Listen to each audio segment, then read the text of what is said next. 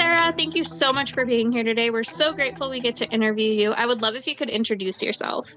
Yeah, thanks for having me, Courtney. My name is Sarah Marie Page. I am an attorney by day and a YA fantasy author by night. So by day, I work at one of the biggest law firms in Arizona. I do trust and estates law, so helping people fight over money and estate planning. And then by night, I tap away on my computer, making fantasy worlds. I am in Phoenix and mom to the fluffiest cat. Love that. I would love if you could tell us what your short story is about and the books that you're working on are about. Oh, absolutely. So like I said, I do YA fantasy. The one that I'm writing right now, the short story, is based on, it's a spinoff of the longer novel that I'm writing. The longer one is called Serpent Green. So it's basically my love letter to Holly Black's Cruel Prince series. So if you like The Cruel Prince, I think you would like Serpent Green. But it's if Jude had art magic and Carden was a secret accidental demon prince, and they accidentally bound themselves to each other. So anything negative one feels, the other one experiences. For example, she gets her period and he gets the cramps. And she gets mad at him, and Spike climbs a ton of stairs and makes his legs really sore. And then he comes in and he's like, "What did you do?" And she's like, "I went for a walk." And he's like, "With Satan?" So Rapacity, the short story that I am getting ready to release as of recording, is a spin-off based on some of the side characters. So it doesn't feature Dante and Sienna. It features one of the side characters and another character that is exclusive to the short story. And it's about a demon who can't lie and a girl who is making a deal with him to try and get out of her arranged marriage. So I'm really excited about that. That's the book that I'm in the world that I'm working with right now. I have another one that I'm in the process of querying and pitching to agents.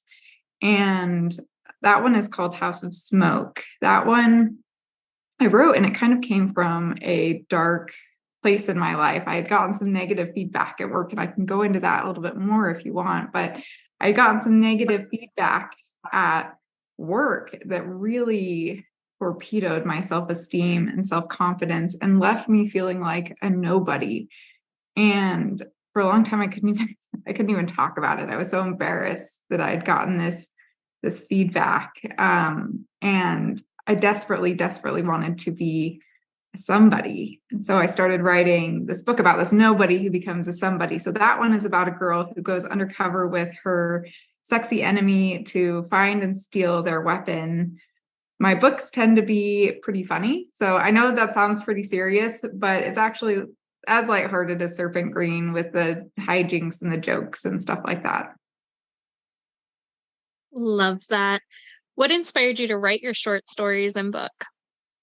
So I have been writing since I was little, and kind of the typical author journey, right? I've been writing since I could hold a pen, writing up through college and high school. In law school, I entered a short story contest on a whim. And I hadn't written anything through a lot of college. I kind of dropped off when I went to college and law school because life got busy. But I was walking across campus and saw this advertisement for this essay contest. And I can do that. I became obsessed with this essay. And it was only 800 words, but I slaved over those 800 words. And by the end, I could memorize it. My husband was so burned out from reading it because I would change 2 words and he would say, I would say, "Will you please reread it and tell me if, it's better to say and instead of but here." And so now he has a rule. He's like, "I will not read anything you write until it's published and in its final form." But I ended up winning. Funny story with that. So the essay was called Blue Bones. And as part of winning, I got a pretty hefty cash prize, but I also got to read it in front of the entire university at the homecoming opening ceremonies. And the MC was a little bit of an older gentleman. And so I'm standing off stage, getting ready to be announced as the winner of this essay contest. And he's saying, we had so many entries this year, and it was a really tough choice. And, building it up to announce it. And he's like, "In the winning entry of this year's essay contest is Sarah Clifford, which is my married name. So he's like, and her essay, Blue Balls. And it's just like crickets in the auditorium. And you have to know, I went to a very conservative Christian college. And so everybody was just like, what? Brandon sat behind me, or Brandon was sitting in the stage. So my husband was sitting, in the stands. And he was like, the guys behind me started cracking up because they were like, oh my gosh. So the entire university thought I was getting up to read an essay called Blue Balls for a second. It was Blue Bones. And I talked about how my bones were blue. But for a hot second, everybody thought that. Love that. When writing your short stories and book, who were you thinking of when it comes to who they're for? Yeah. So I have a group of about 5 really, really good girlfriends. And my goal is to write a book for each of my girlfriends. And so House of Smoke, the one about the girl who goes undercover with her sexy enemy to find and steal their weapon, that one is for my friend Sarah. And what I do is I basically say, okay, what are the tropes that they like and the things that they like to see in books? And what are the things that they always complain about that I can make them love? Because that's always a really fun challenge. My friend Sarah hates traveling in books. She's always like complaining if they go on a journey or travel. And I'm like, I'm going to write traveling that you like in House of Smoke. And so I did. And she's like, oh yeah, you actually did prove me wrong with the traveling. So that's always a fun challenge. The book that I'm writing right now, so Serpent Green, that one is for my friend Ariana, who is very into Lord of the Rings, and so I'm trying to work in as many Lord of the Rings references as possible to her. And I have another one in the pipeline called White Heart that will be for Kelsey, my friend. And I'm like, what do you want? Like, send me a list of the tropes that you want to see in this book, and I'll put them in there. And she's like, I want one horse trope and one bed trope. And I'm like, what about a love triangle? She hates love triangles. Like, what about a love triangle? She's like, no love triangle. I hate them with a fierce passion. It could fit so well in the story. I love triangles. And I know that's kind of an unpopular opinion because a lot of people hate them, but I secretly love them. And I think it's because I like the pining. And so love triangles, there's usually like a lot of pining from like the parties. And I just love pining. And so I'm like, what about a love triangle? Like, I really want to try writing a love triangle. And she's like, not in my book. You're not. Okay. I won't write one in the book that I'm writing for you. Love that. That's super unique. How long have you been writing and what made you start? I know you touched on this a bit. Yeah. So I won the essay contest, and that kind of reignited the fire in me to write. And I started writing fantasy maybe about 6 or 8 months later. So I graduated from law school. I took the bar exam. And right after taking the bar exam, which is the licensing exam to become an attorney, it's a 2-day test. You usually take off 2 months to study for it full time. And I was exhausted. Anyway, so I was thinking about the book that I started writing actually way back in high school. And I was like, if I had just written like 1 paragraph a day, I would be done by now. I'm like 7 years out from when I started working on that book. I mean, you could do a lot in 7 years. And so I'm like, I'm just going to write a little bit every single day. And so I started writing that book, and I worked on it for actually about 2.5 years until I got the feedback from that mentor. And basically what happened is I landed my dream job at my dream law firm. And I was so excited to be working at this law firm. And I kind of landed there as a fluke. Usually this law firm, you have to be a summer intern with them, and then they will hire you as an associate attorney. Well, I applied to be a summer intern, and they went with one of my classmates instead of me. And she ended up going to a different law firm afterwards. So they tried to hire her, and she got poached by another firm. And so they ended up having this opening for this associate, and they said we needed help. And that was right around the same time I reached out to this attorney. I said, is it weird to reach out to someone who offered you a job who turned you down originally? And I decided to reach out to him anyways. So he brought me into the firm that way. So I got in kind of a weird way. And I had been practicing probably for a little over a year and was very like new still and learning. And he decided that he was going to take me out to lunch and give me some good old-fashioned mentoring. So he takes me to lunch and he says, Ben and Christina, who are the current interns, he says, they're better than you and they're in law school. And you're not good at legal writing. You're not good at legal research. The only thing you're good at is filling out forms. And when Ben and Christina started their job, they're going to push you out because the partners are going to want to give work to people who are actually good. And you're not. And I remember eating my salad because we went to this little cafe that was right across the street from my work. So I remember eating my salad and I just like lost all of my appetite. And I'm like, I can't eat this anymore. And then I called my husband from across the street and just sobbed. And I was like, I think I need to find another job. And he was like, hey, just get through the workday and we will work on this. And that's about the same time I started writing House of Smoke. And so I wrote it in like a fever almost of just like I was in a place where I was hurting and I was just putting my feelings on the page. They tell you to write what you know, but really what that means, and especially in fantasy, right? I've never gone undercover with a sexy enemy to find and steal his weapon, but you write the feelings that you know. And so putting my soul on the page, and that was very therapeutic. Even now I go back and read certain passages of that book and I'm like, wow, I was hurting, and they end up being really powerful. But they came from that place. Love that. What is your schedule like when you are writing a book or a short story?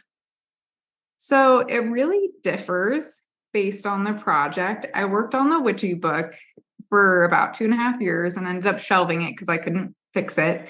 Writing a book, I always tell people it's kind of like your first one is like building a house, and you know what houses look like. You walked through houses, but you've never built one before. And so you're building one based on kind of what you've seen in a house, but you don't have blueprints. And so you end up having really weirdly cut boards and weirdly nailed. And, you put it together and then you realize it's not quite right and you pull it out. And sometimes you can fix that house, and some people can fix their first book and make it into a livable house or a good book. I was not able to do that. I had way too many boards that were cut in weird places and way too many nails that were hammered in janky ways.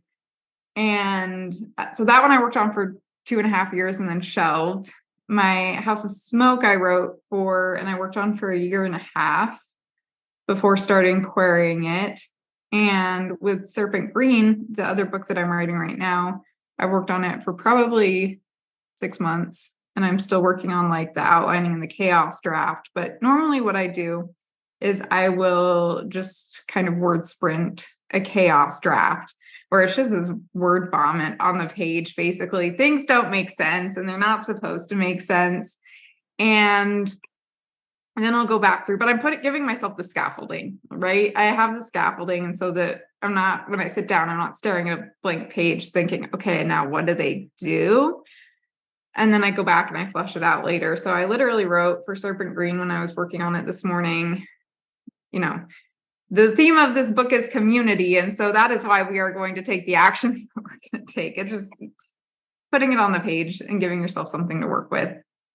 So yeah, the short stories probably take anywhere from a week to a week to a month to put together. So those are a lot faster.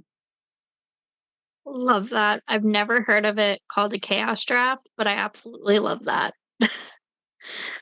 Um, what do you need in your writing space to help you stay focused? So this is a funny question. I actually Pavlov trained myself to write in the bath. So this comes back to when I was in college and taking Latin, and I needed a language credit to be able to graduate. And I put it off until like my last 3 semesters. And the only thing I could finish in time and get high enough, because you had to get to like a 300 level language class, was Latin. And so I took these like Latin classes that were like 5 credit Latin classes. They were wild and I hated it. My brain is just not wired to learn another language. And so I would always do my Latin homework in the bathtub because that would make it a little bit better, I guess. And so I've Pavlov trained myself to like go work mode in the bathtub, and that kind of carried over from writing. And so for a while, I could only write when I was taking a bath, and that's a problem now because we just moved into this new house, and it's gorgeous house. We have like a beautiful, we're in Arizona, but we have this like gorgeous whitewashed fireplace and this massive white quartz island. And it's been like, it's from 1976, but it's redone super, super cute. But its only downfall is that there aren't any bathtubs to be able to write in. Well, there's one, but it's like a bird bath. So I think it's like the original 1970s bathtub. And it's about like you could sit in it and it would probably come up to like my hip bone if I sat in it. It's like literally a bird bath, which is not a fun bathtub to write in. And so I'm going to have to reevaluate and Pavlov train myself to write somewhere else. But for a long time, it was the bath. Love that. What is your favorite writing snack or drink? Popcorn. So Popcornopolis, at Costco, they sell the gigantic bags of the nearly naked popcorn. My cat actually has decided that she loves popcorn too. I looked it up and it is safe for cats. So I looked up all the ingredients. It's just popcorn, coconut oil, and salt. And she decided she loves popcorn too. And so I like to drink tea when I'm writing, and I like to eat popcorn. And if I get out the popcorn, that usually calls the cat because she thinks she's getting popcorn too, and I can't eat it without her thinking that she needs some. She's picky about what she eats, so she needs to eat like the fluffy parts, and they have to be small enough for her. But yeah, tea and popcorn. Love that. What type of books do you personally enjoy reading? I love a good fluffy fantasy because that's what I wrote, right? Is fluffy, silly fantasy. And so I love reading those. I also love a good romantasy. And I know horror is having its moment. I don't ever think I would write horror because my writing style is too silly and like not take itself enough seriously that I don't think it would work very well with horror. And I actually don't love the horror comedy mashup, but I do have a really good friend who writes horror. So I live vicariously through her. But yeah, I love horror too. Ryan Salata is a good horror writer. I love Sarah J. Maas. Everybody loves Sarah J. Maas. And Stephanie Garber, Holly Black. Like I said, I'm writing a love letter to the Cruel Prince. So Love that. Are there any books or authors that inspired you to become a writer? I would say I've been a writer for so long that I can't point to one that, this one is the one that inspired me to become a writer. But there are definitely ones that inspire stories like what I do now. So, for example, Serpent Green. I know I mentioned the Serpent Green as love letter to Cruel Prince. Love that. What type of books did you grow up reading? Did you have an all-time favorite? Yeah, so I loved reading fantasy books growing up too. There were also the ones, and I think they're called Guardians. They had cats. They were about cats, which tracks because I'm a cat person. And now I have a cat. Even though my husband's single, we would never have cats. And yeah, so the probably the cat books. I think they're called The Guardians. Love that. On the opposite side of that, now as an adult, what are your favorite series or authors that if they out with something, you automatically grab it? I love V.E. Schwab. I love her writing style. I think it's so pretty. And if I could write half as pretty as V.E. Schwab, I would definitely be like die happy. I love Sarah J. Maas. Anything that Sarah J. Maas writes, I will buy. It doesn't matter what it is or how expensive it is. I love, let's see. I like Holly Black. but I haven't read The Book of Night yet. So I don't know if she can go on that shelf of like auto by authors because I haven't read everything that she's put out. So probably V. Schwab and Sarah J. Maas right now. Love that. What would you tell someone just starting out with reading again? Find something you love. So don't force yourself to finish every book that you start out and view it as speed dating almost. So grab a bunch of books off the shelf and read the first 10 pages and see what sticks and see what grabs your attention. Also, I would say don't be afraid to play around with formats that you read in. So I do a lot of audiobooks, and I know sometimes people are like, audiobooks don't count as reading. To me, they count as reading. And I like to read on my phone. So Love that. On the other side of that, what would you tell someone just starting to write their own book? it takes time.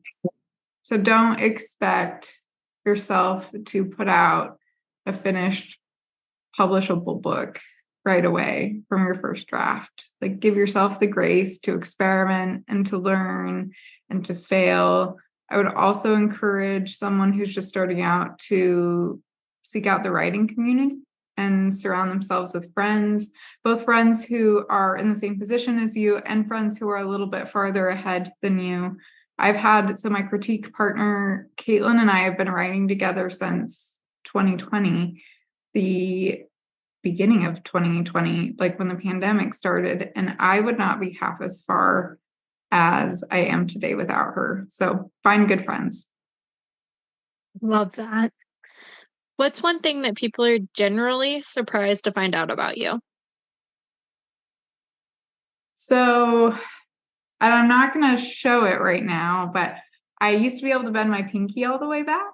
So, like, if you bend your fingers backwards, I used to be able to make it touch the back of my hand, which was pretty gross. We love to travel. So we went to Morocco over Christmas. I left a piece of my soul there. I love Morocco so much. And let's see. I love blankets, fuzzy blankets. Love that. Is there anything you would like to say or add? No, I hope that if you like fluffy fantasy and are listening to this and you like to laugh, that you will check out Rapacity and my other books and stories that I'm putting out. So my goal is to make people smile and laugh, and all my fantasy, it doesn't take itself too seriously. So check it out. Love that. Where's the best place for readers to find your short stories and your upcoming book, and the best place to connect with you? So the best place for updates, you can find that on my website, sarahpagestories.com. I have a newsletter that I send out twice a month where I talk a little bit about books and what's going on with the writing world and what's going on with life. This last time I shared the blue ball story and showed some new pictures of my house. So the people on my newsletter subscribers got the first glimpse of this beautiful house that we just bought. And so that's a good place for updates. Also, I'm on Instagram at Sarah Page Stories is another good place to find it. Amazing. Well, thank you so much for being here today. We're so grateful we got to interview you. We'll be sure to drop that link in the show notes. That way everyone can find you. Thank you.